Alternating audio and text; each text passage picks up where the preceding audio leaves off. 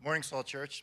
My name's Mark Smith, and I help lead a home group on Wednesday nights. So if anybody's interested on Wednesday nights, we'd love to have you. So today's reading is Daniel chapter 6, verses 1 through 10 and 16 through 24. This is the word of the Lord. So it pleased Darius to set over the kingdom 120 satraps to be throughout the whole kingdom, and over them 3 high officials, of whom Daniel was one. To him these satraps should give account, so that the king might suffer no loss. Then Daniel became distinguished above all the other high officials and satraps, because an excellent spirit was in him, and the king planned to set him over the whole kingdom. Then the high officials and the satraps sought to find a ground for complaint against Daniel with regard to the kingdom, but they could find no ground for complaint or any fault, because he was faithful, and no error or fault was found in him. Then these men said, "We shall not find any ground for complaint against this Daniel, unless we find it in connection with the law of his God." Then these high officials and the satraps came by agreement to the king and said to him, "O King Darius, live forever.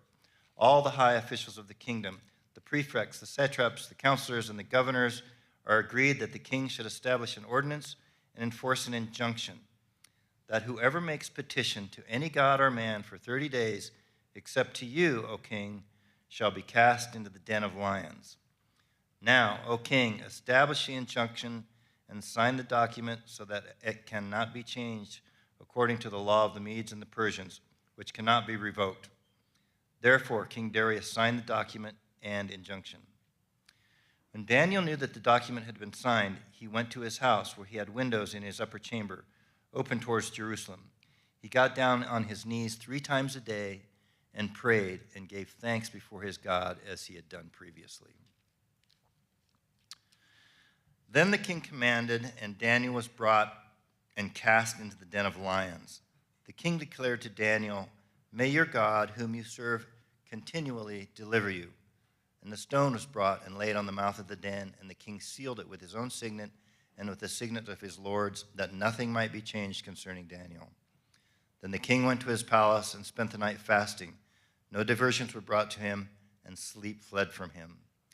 Then at daybreak the king arose and went in haste to the den of lions. As he came near to the den where Daniel was, he cried out in a tone of anguish. The king declared to Daniel, "O Daniel, servant of the living God, has your God, whom you serve continually, been able to deliver you from the lions?"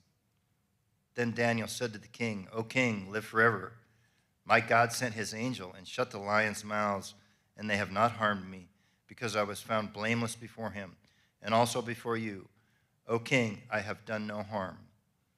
Then the king was exceedingly glad and commanded that Daniel be taken up out of the den. So Daniel was taken up out of the den, and no kind of harm was found on him, because he had trusted his God. This is, excuse me, this is the word of the Lord. Thanks, Mark.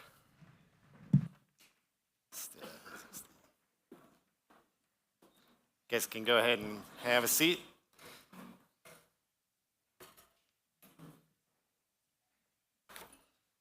How are we doing? Good? It's kind of hot outside, but the AC is working in here, so that's a good thing.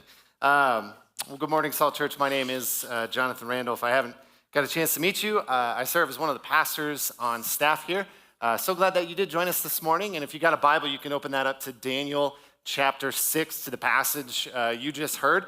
We're 2 weeks away from finishing our series over the summer called The Hero of Heroes, where what we're doing is we're taking a look at these heroes of the Old Testament and showing how Jesus Christ is ultimately their hero, that the true hero, the only hero of the Bible is Jesus. And hopefully you've seen through this series how really the Bible is one story that points towards him.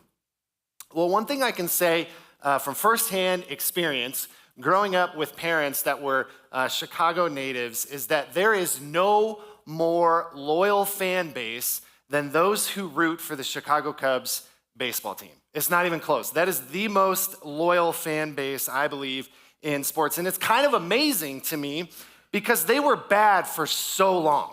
Like, how do you root for a team that doesn't know how to win, that seems to go from coach to coach, and things just go from bad to worse. That was the Cubs for many, many years. The team was nicknamed the lovable losers for a time, and yet they sold out most of their games. Like, I don't know how that is possible. They were basically the Rockies, but people actually cared. That was the Chicago Cubs. Cub fans were loyal. Despite the misery, despite the heartache, or how many losing seasons they piled up, they were loyal. They were faithful. And the only reason that I can think of as to why is hope. Hope springs eternal for a Chicago Cub fan. At one point or another, Cub fans always hoped that there would be one day where the team would finally win it all. Now, I bring this up because at heart, Daniel is a Cubs fan. Here in Daniel 6, Daniel is at the end of his life. He's gone through leadership change after leadership change. Things have gone from bad to worse. The seasons of loss are starting to pile up. The heartache and the misery is very real for Daniel, and yet he is loyal. He is faithful to his Lord all the way through. How's that possible? The only thing I can think of is hope. See, Daniel never gets what he hopes for. Daniel's ultimate hope, he's living in exile here. We'll talk about that here in a second, but he's living in exile. His ultimate hope is that one day he would get to return home. Daniel never gets that. And yet, he never loses his hope that one day it will happen. And because he hangs on to that hope, it enables him to be faithful to the Lord in a season of exile. A Chicago Cub fan is only loyal to the team because of their hope that one day the losing might stop and they might win it all. The same is true for Daniel. He's faithful to God because of his hope that God will do one day for his people all that he promised. And this morning I want to ask, are we faithful to the Lord? Are we like Chicago Cubs fans, loyal to the end?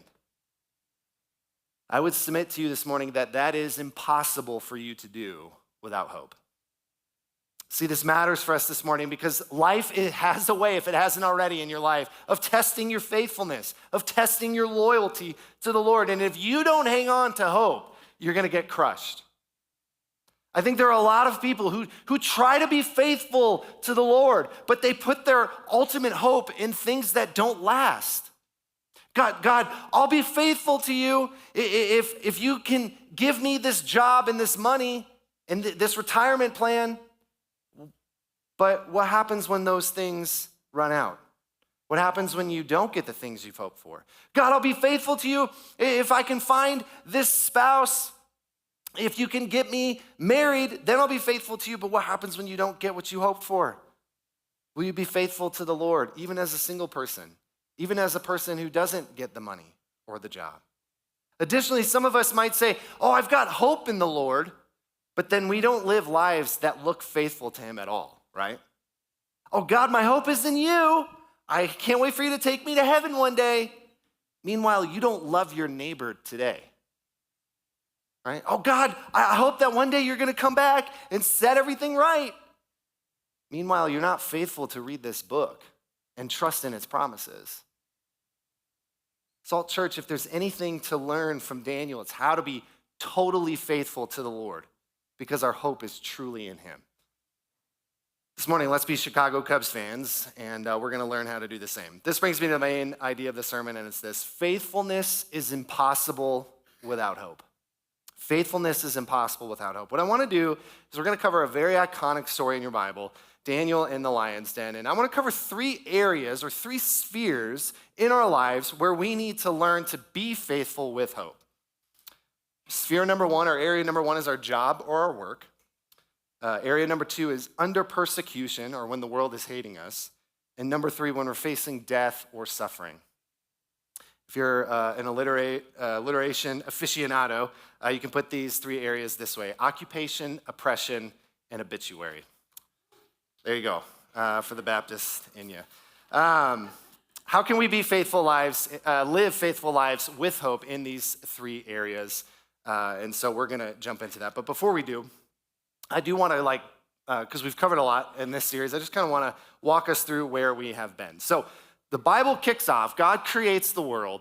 Everything is good.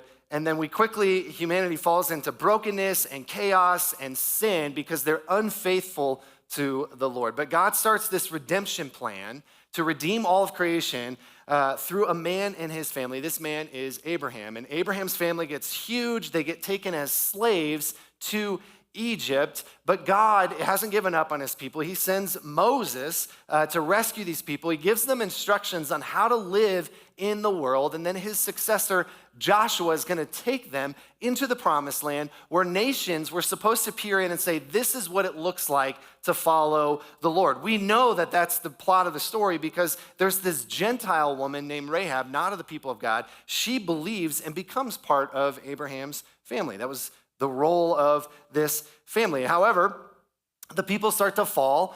They fail. They become unfaithful. They lead into sin, which leads us into the time of the judges. And people like Deborah come onto the scene. She's a judge, and she reminds us of the Lord's faithfulness despite the people's unfaithfulness. And we know that this was the point of the time of the judges, that God is going to be faithful to his people even if they are unfaithful, because God comes to this woman named Ruth in the time of the judges, and through her comes King David and King Solomon, and to them is given this promise that through their lineage would come another king who would ultimately set everything right, who would restore creation back to the way it was.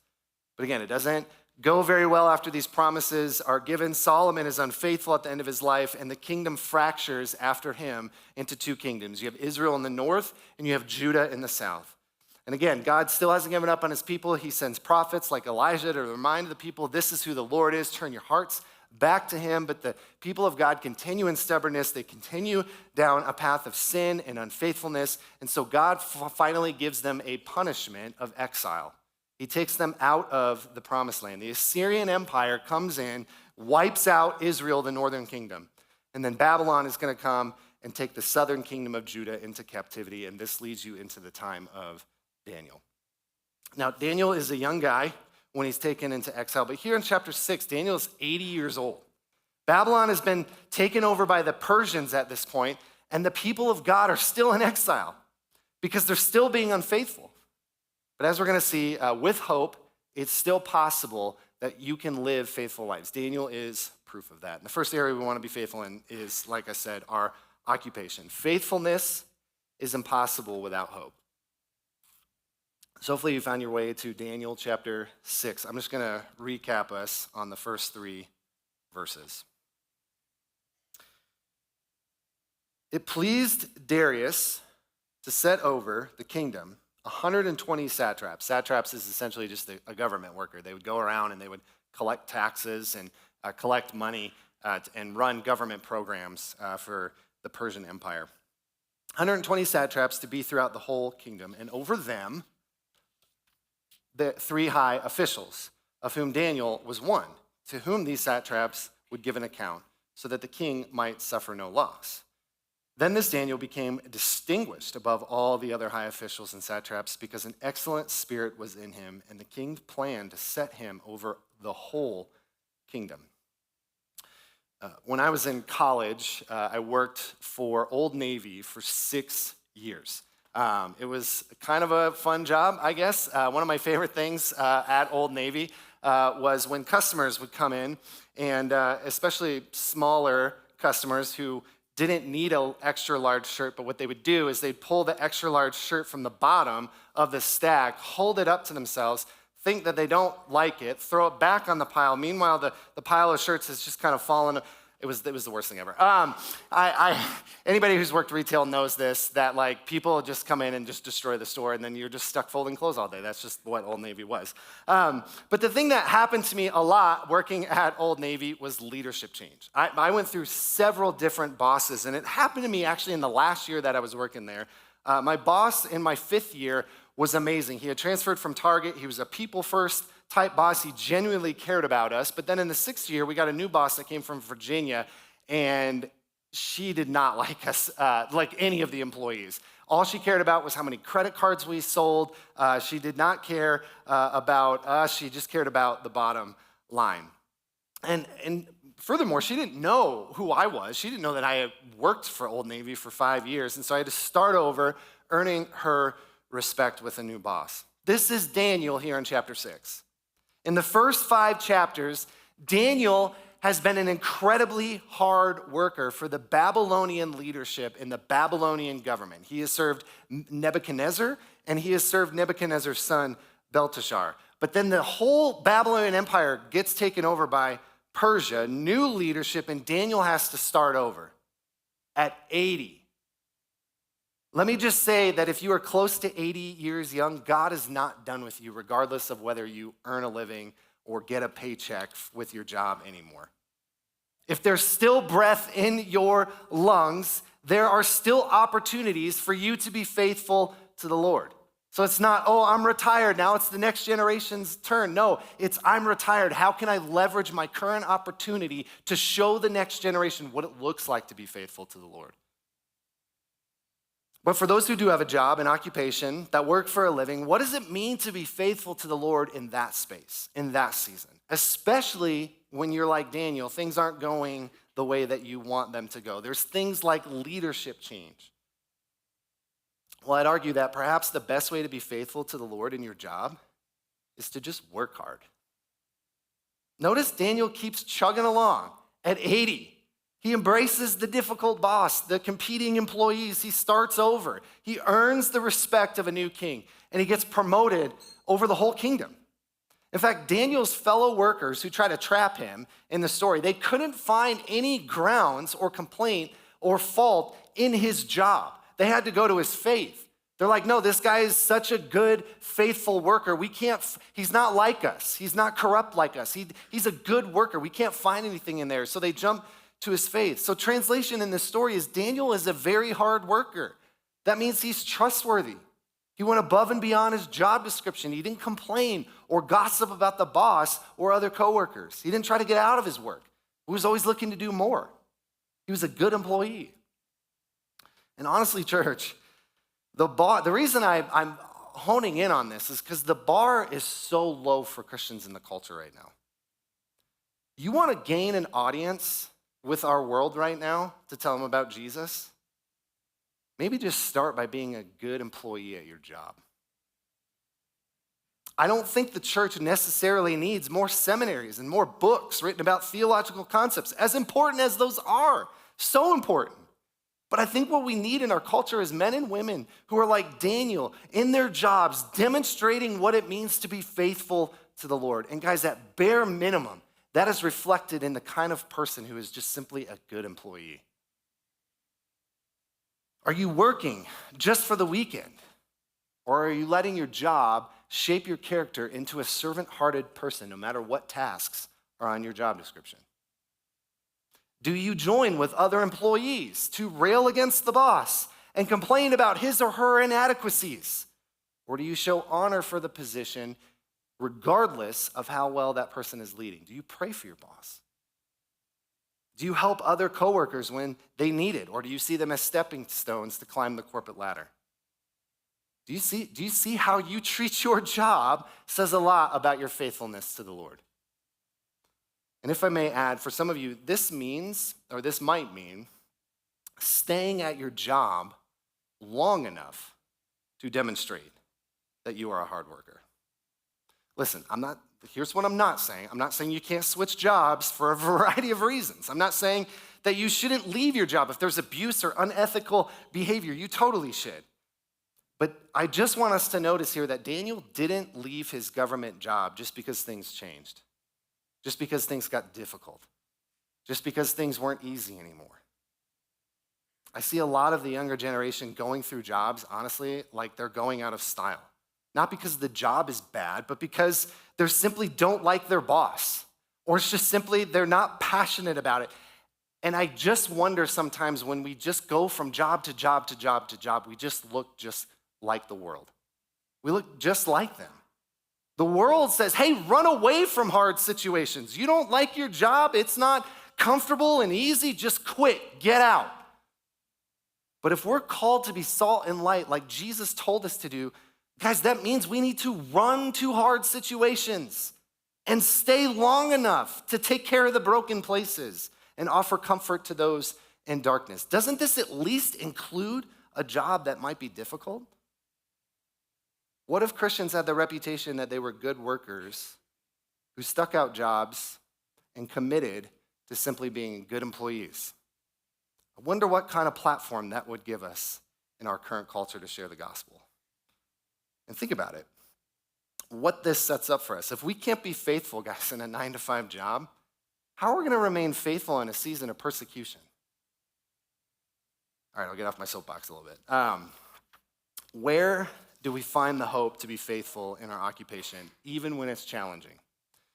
Jeremiah 29:11, great verse, coffee cup verse. It's put on t-shirts. Everybody loves this verse. It says this, "For I know the plans I have for you, declares the Lord, plans for welfare." That word is shalom in the Hebrew. It means peace, or a holistic restoration to creation.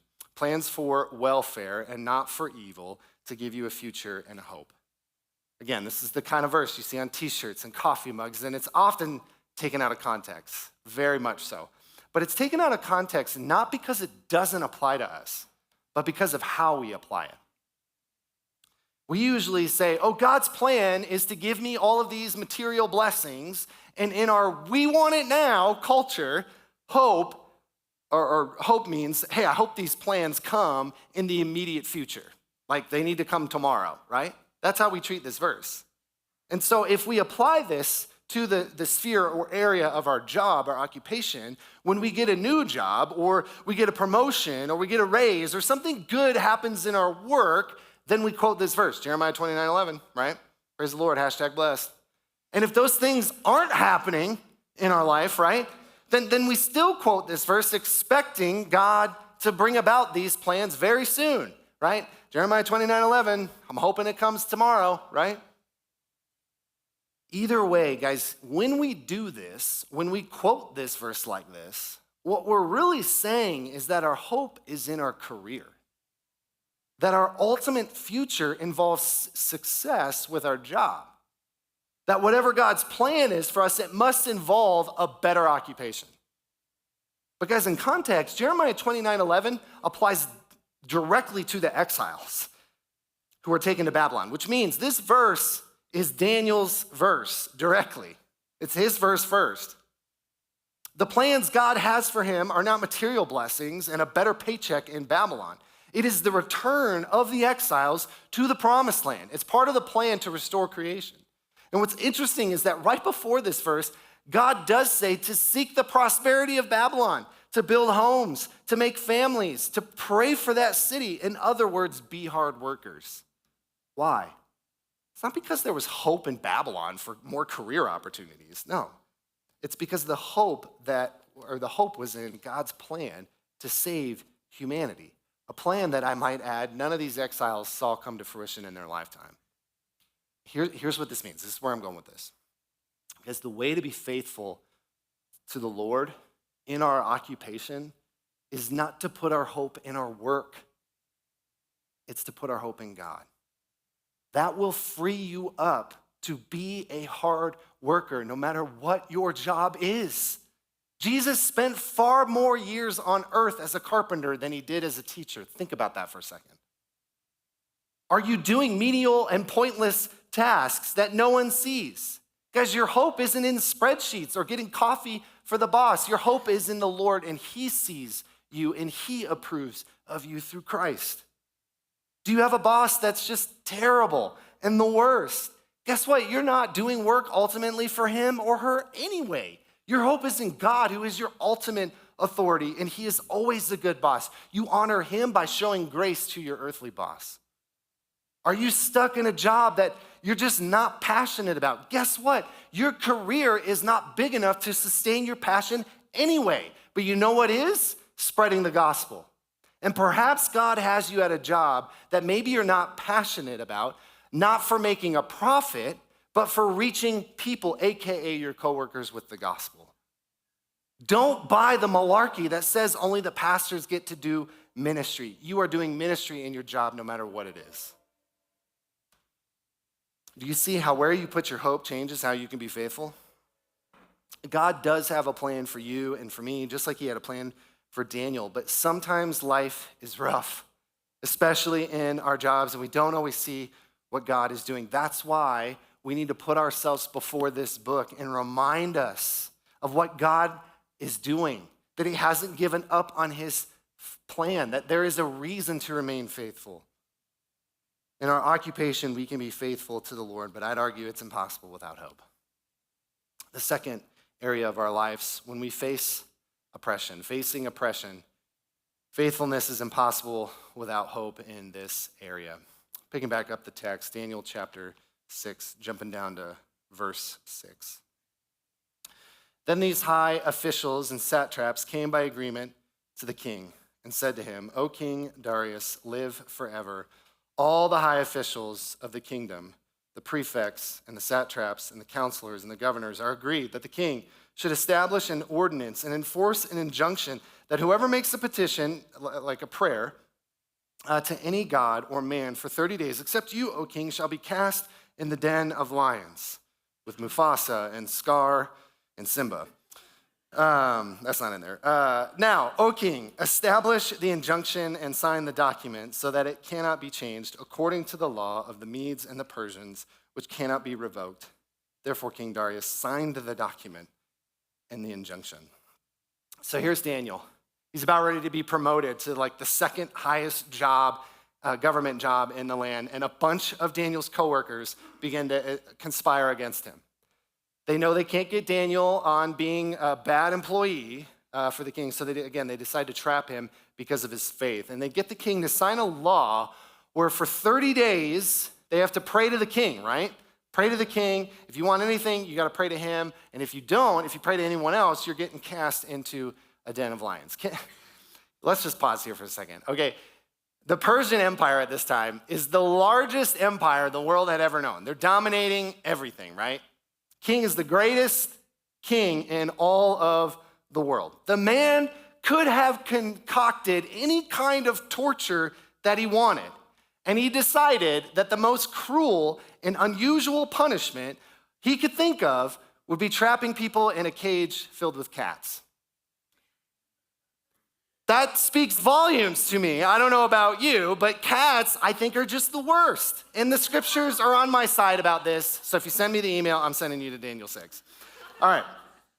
Anyway, Daniel is essentially, by his coworkers, being oppressed for being a follower of the Lord. That's what they're doing here in this scene. Now, anytime we talk about persecution or the oppression of Christians, especially in the more modern Western culture, there's a way that we talk about it inside the church, and there's a way that we talk about, or people can talk about it outside the church. And most of the time, these kind of predominant views are very simplistic. Let me show you this. Those inside the church can often look at the world and say, see, they're persecuting me, they're oppressing me because I'm a follower of Jesus. I'm just simply trying to follow him. But when you start pressing this person on, hey, what do you mean by following Jesus? Usually following Jesus just entails protesting everything the world does in a very hateful and abrasive manner. And it's like, okay, maybe the world is persecuting you, or maybe you're just a jerk and people don't like that, right? Like, I feel like that's very common inside the church. Those outside the church can often look inside the church and see Christians and say, no, this, you're getting it all wrong, church, Christians. Christians are the real oppressors, right? They're the narrow-minded bigots, the hypocrites. They've done more harm than good. But when you start asking them, hey, give me some examples of where you see this at play, they almost always limit those examples to pockets of American Christianity, forgetting that Christianity is a global religion. And it's like, okay, maybe some Christians are persecuting and oppressing other people, but the vast majority of Christians in the world, guys, are poor and powerless people who live in Africa and Asia. That's the predominant population of Christians in the world today. These two views of inside and outside the church are honestly just too simplistic. Now, I'll be honest, it's sometimes hard for me to just directly take Daniel's situation and map it onto ours, right? Here's Daniel getting persecuted for his faith in the Persian Empire. Here's 21st century American Christians getting persecuted. Same thing, right? And the reason I feel like that's a really hard way to just directly map that on, or that I can't do that, is because oftentimes what I'm doing is I'm making comparisons between us, Christians in the West or in America, to Christians overseas. And I see our brothers and sisters overseas getting persecuted, literally losing their lives for their faith. Meanwhile, I'm here in America in this great land of freedom, and I'm fairly protected with my faith. Most of us, guys, if we're honest, we're not Daniel. We're not facing a threat of being eaten by lions just simply because we believe in Jesus. But this story of Daniel does remind me of two things that I think we should be meditating on. One is this: Daniel is living in such a way where oppression eventually found him. Perhaps I don't experience the oppression from my faith like he did, because I'm not really living any different than the world around me. Just saying. And two, and the one that I want to spend a few moments on is, guys, persecution and oppression is coming at some point, if it's not here already. It's coming at some point in our lives. Jesus promised it. He said, if the world hates me, it's going to hate you. It's a guarantee. The question is what am I doing now to be ready for it? For Daniel, he was ready for the oncoming oppression. Why? Because he had cultivated an attitude of prayer. You see this in the text, right? In verse 10. As soon as that document is signed, it says, when Daniel knew that the document had been signed, he went to his house where he had windows in his upper chamber open toward Jerusalem. He got down on his knees 3 times a day and prayed and gave thanks before his God as he had done previously. That's incredible to me. In the face of oppression, Daniel didn't get scared, go into his house, shut all the windows, kind of duck out of sight, and then pray, right? No. He does what he had done previously. Additionally, he didn't retaliate and say, let's take it to the streets. Let's start a radical prayer movement as a response to the king, and we'll show him what's up. No, he doesn't do that either. Daniel did what he had always done. He knew that the king wasn't the one that truly provided for him. It was the Lord. It's only the Lord that's worthy of our prayers, because only truly he can provide. And this wasn't something Daniel started believing once the oppression started. No, he cultivated this belief through prayer. Daniel's prayer life was a habit. Salt Church, we will never be able to stand in a season of persecution if we haven't first formed good habits in a season of peace. When the world starts making laws that run contrary to our faith, we're not going to be able to stand on our faith if we haven't first cultivated that faith beforehand. It's like going to war, right? And being told, remember your training. Remember your training. Why is that a phrase when they're going off into war? It's because when the bullets start flying, you need to stay calm and alert and aware of your surroundings. But here's the thing, you're never going to be able to remember your training when persecution comes if you don't train right now.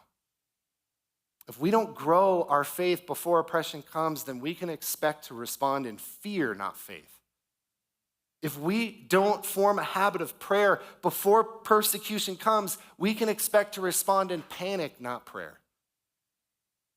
W.E. Orchard has this amazing quote. Write this down. It should be on the screen. If your acts of prayer are the most regular thing in your life, I think you'll find that they regulate everything else. That's truth that we need, I think, in our culture today. Church, the best way to be faithful to the Lord when facing oppression is to develop a habit of prayer beforehand. It will allow you to hang on to the Lord when the world starts hating on you. But how do you do this? This is where I could recommend all these resources on prayer and how to start good habits. All of that is super helpful. But the thing that I think will sustain you in a faithful prayer life is hope. Hope is the only thing that will sustain you. What's interesting about this passage is that Daniel's coworkers come together in agreement to take down Daniel. Did you notice that word agreement is used 3 times in Daniel 6? It's actually the Hebrew word ragash, which actually means loud or havoc or frenzy, which means these guys aren't coming together in a peaceful group singing kumbaya. This is a mob ready for war. You see this word actually used elsewhere in your scriptures. In Psalm 2, 1 through 2, it says this: why do the nations ragash? Word is rage, but it's ragash, same word in Hebrew. It's the same word that we see here in Daniel 6 for agreement. The nations are coming together as a mob. Why do the nations rage and the peoples plot in vain? The kings of the earth set themselves and the rulers take counsel together against the Lord and against his anointed. Here's why I'm bringing that up. The coworkers of Daniel are doing what all people do. They come together to set themselves against the Lord and his people. It's the world we live in.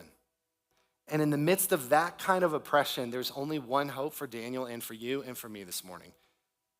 And it's this: there has to be a kingdom that will one day end all oppression. There has to be a kingdom that will one day end all oppression. And the good news I have for us this morning is that there exists such a kingdom. Even Daniel knew this. Did you notice that Daniel prayed facing Jerusalem? I'm not suggesting that's prescriptive for us or that you need to pray 3 times a day, but why did Daniel do that? It's because that's where the king of God's people used to be throned, was in Jerusalem. See, God had not only promised that he was going to bring his people back from exile to the promised land, to their homeland, but remember, he had promised to David and to Solomon that there would one day be a king in Jerusalem through their lineage that would establish an eternal kingdom that would root out all oppression. This is why Psalm 2 is significant here, because this psalm was actually a coronation psalm. Did you know that? When kings of Israel were crowned king, they would read Psalm 2 in front of all the people. Daniel heard this psalm as a little boy.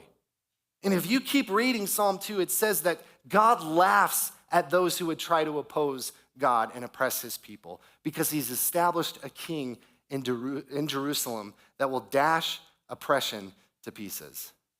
Here's Daniel in exile. There's no king. Where is the promise of Psalm 2? David is holding onto it. His hope is in it. Even without a king on the throne, even in oppression, he could face all of that because he knew that one day, God would send a king to end all oppression. And this is our hope as well, except we know who that king is. It's King Jesus. Church, in our occupation, we can be faithful to the Lord. When we're facing oppression, we can be faithful to the Lord, but it's impossible without hope. My last area that I want to talk about, my obituary. Faithfulness is impossible without hope, especially when it concerns our obituary. Let me actually fill in the gaps here on the story, and then I'll take us to a verse to end it here in Daniel. But the gaps of the story are this. The coworkers of Daniel, they catch him praying, right, in his house. They bring this report to the king, and the king, unfortunately, he cannot change the law. It's binding. This was an ancient world custom to keep kings from just changing their minds all the time and just arbitrarily creating laws based on their mood. And it makes sense, right? Because if I was king in the Persian Empire, I would want to change Keith's haircut every single day of the week. But that's just not realistic, right? Like, you can't just do that based on my mood. So there's this rule in place to keep the king from changing his mind all the time. And the story is kind of ironic because you would have expected the king to think this through a little bit more, but he doesn't. And so he can't change it. And David is forced to go into the lion's den. And it's kind of a crazy story because here's the king. He doesn't get a wink of sleep, but Daniel sleeps like a baby in a lion's den, a place where he should have died. How does Daniel have that kind of faithfulness when he's facing death? How does he deal with his own obituary? Well, we find out in verses 21 through 22. So this is the last part of Daniel. It says this. And notice this is the first time Daniel's speaking in the story. So it's kind of a hinge or a really important moment. It says this. Then Daniel said to the king, "O king, live forever. My God sent his angel to shut the lions' mouths. And they have not harmed me because I was found blameless before him and also before you, O king. Before you, O king, I have done no harm. O king, live forever. My God sent his angel and it was repeated in my notes. Cool, we'll read it again. O king, live forever. My God sent his angel and shut the lions' mouths and they have not harmed me because I was found blameless before him, and also before you, O king, I have done no harm. That's Daniel's response to the king after he gets rescued. Now, I think what happens when we teach this story in the church, and Daniel in the lion's den, right? It's kind of this iconic story. We take a verse like this and we say, hey, here's the moral of the story. If you put your trust in God, you too will see God shut the lions' mouths in your life.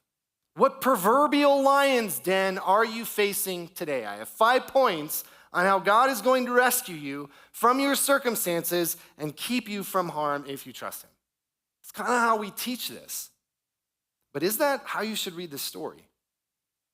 I would argue that's problematic for 2 reasons. One, this makes Daniel's faith tiny and small. Is Daniel's faith simply that he trusts that his God can save him from lions? It's not less than that. But what happens after this?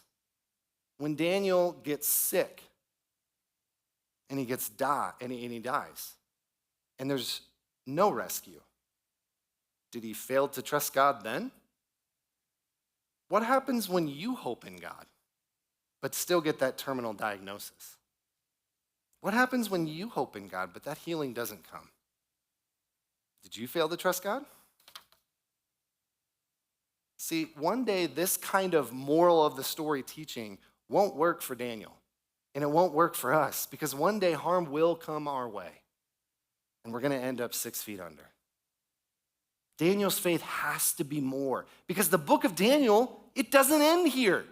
Even though most pastors just want to preach up to chapter 6 and be done, because the next 6 chapters are this crazy apocalyptic cosmic vision that everybody wants to know what does all this mean? I can tell you what it means. It means that God is taking history somewhere. That all of us who have a faith in God, our ultimate hope is in a rescue plan, not just in God saving us from near-death experiences, but from death itself. That's what the apocalyptic vision is pointing towards. Our hope has to be in something more than just avoiding harm, because harm is coming our way one day or another. Our hope has to be in the one who can overturn harm and overthrow death itself. Church, we cannot reduce faith down to this idea where we just simply, if we have enough of it, then God is going to rescue us. The most famous passage in the Bible on faith is Hebrews chapter 11, and it alludes to Daniel. At the very end, it mentions that there are some who had faith to shut the mouth of lions. That's directly talking about Daniel. But then it goes on to say that some were tortured, some were killed, some were sawn in two, some were destitute and afflicted and mistreated. Guys, what that means then is that the greatest prize of faith isn't that somehow God is going to reverse our circumstances. No, our greatest prize of faith is that God will resurrect us through Christ. That's our hope. And church, when you have that kind of otherworldly faith, when your ultimate trust is in God saving you from the grave, you're untouchable. There is no lion's den that can overcome you. You can say, like Daniel's friends, Meshach, Shadrach, and Abednego earlier in the book, we trust in you, God, that you can deliver.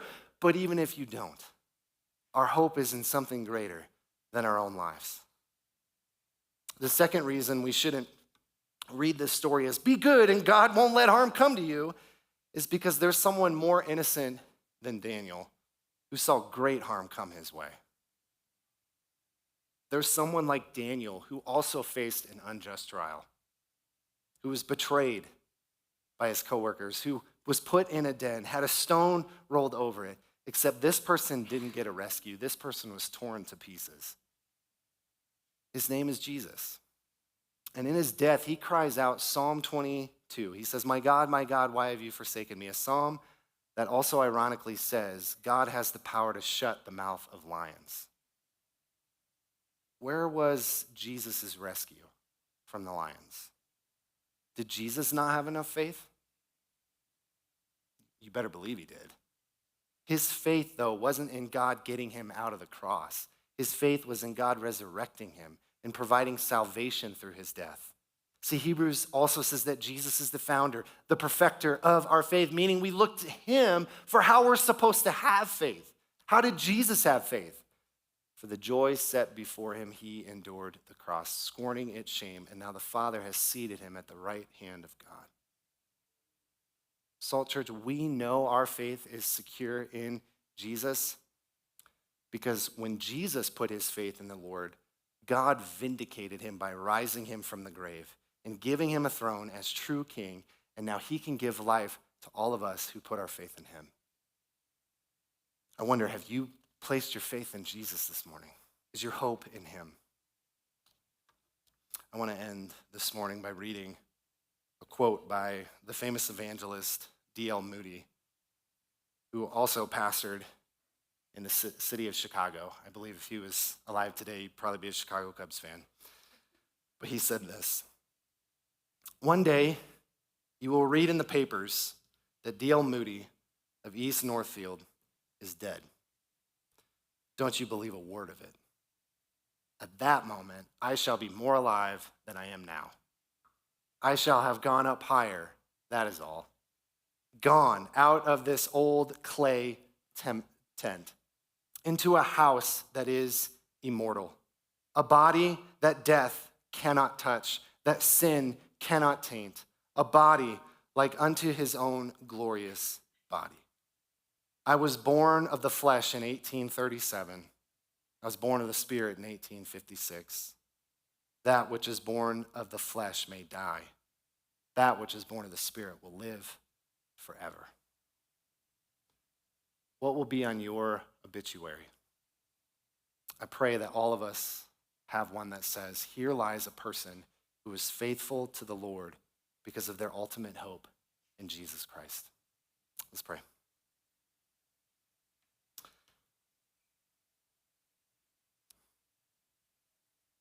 Father, I pray that through this series and through this sermon on Daniel, we would just see how amazing Jesus truly is, that he is the hero of heroes, that what he offers to us changes everything, that through his death on a cross, our sins can be forgiven. Through his resurrection, we can have a new life. God, we don't follow you just to get life and be immortal. We follow you because you're life itself. God, teach us to be faithful in the places that we work. Teach us to be faithful when the haters come and oppression is real in our lives. And teach us to be loyal all the way to the end, knowing that death cannot rob from us what you have given to us in your Son. Every person in this room, God, is going to be facing a lion's den this week. We know this because 1 Peter says, our adversary, the devil, prowls around like a roaring lion seeking someone to devour. God, I pray for all of us in this room that we would stand firm on our faith in you, knowing that when that testing comes, when life does get hard, you are ultimately worth it. And that faithfulness to you is possible, not because we're awesome, but because we put our hope in the one who truly is. Father, be with us this morning. May your word do its work through your Spirit. I pray this in your Son's name.